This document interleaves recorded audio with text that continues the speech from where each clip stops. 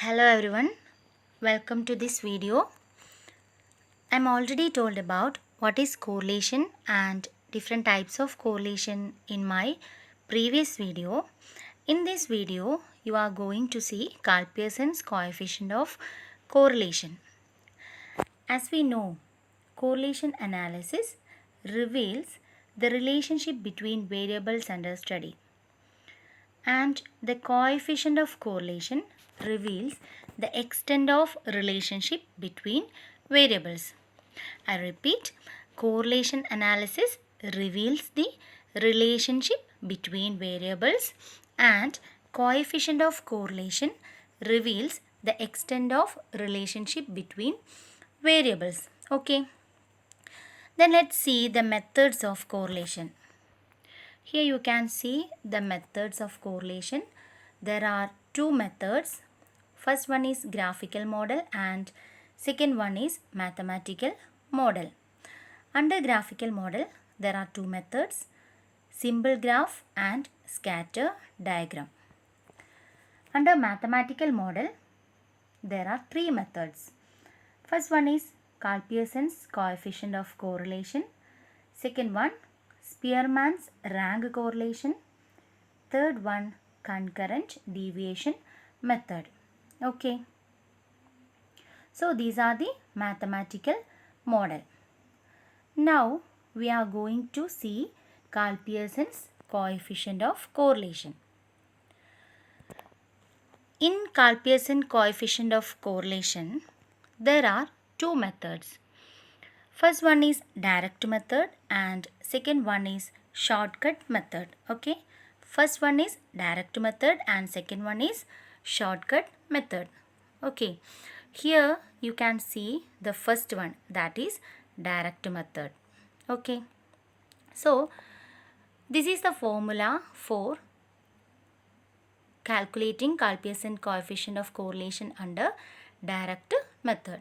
Okay. So the formula is R is equal to n sigma xy minus sigma x into sigma y divided by root of n sigma x square minus sigma x whole square into root of n sigma y square minus sigma y whole square.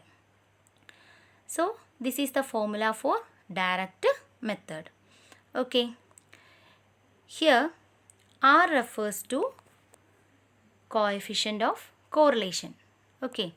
And n refers to number of observation. Then sigma x refers to summation of x values and sigma y refers to summation of y values. Okay. Sigma x square refers to summation of square values of x. Okay. And sigma y square refers to summation of square values of y series. Okay. Sigma xy is the summation of the product of x and y values. Okay. So this is about this equation, and in order to proceed with the direct method, we need to follow some steps. Okay. So let's see the problem here. Compute Karl Pearson's coefficient of correlation between price and demand. Okay. Here the values for price are 11, 12, 13, 14, 15, 16, 17, 18, 19 and 20. And the values for demand are 30, 29, 29, 25, 24, 24, 24, 21, 18 and 15. Okay. So we have to draw a table like this. Okay. Take the values of price as X series and write it down in first column. Similarly, take the values for demand as Y series and write down in second column. Okay. Then in third column, you have to write the square values of X series. Okay, and in fourth column you have to write the square values of Y series. Okay, then we multiply the respective X and Y values and write down in fifth column. Okay, so here you can see the table. Now I will explain with the first row of the table. In first row, X is equal to 11 and Y is equal to 30. Therefore, X square is equal to 121 and Y square is equal to 900. Okay, then X into Y is equal to 11 into 30, that is 330. Similarly, we have to calculate all these values. Okay, then you have to find the summation of each column. Here we get sigma X is equal to 155, sigma Y is equal to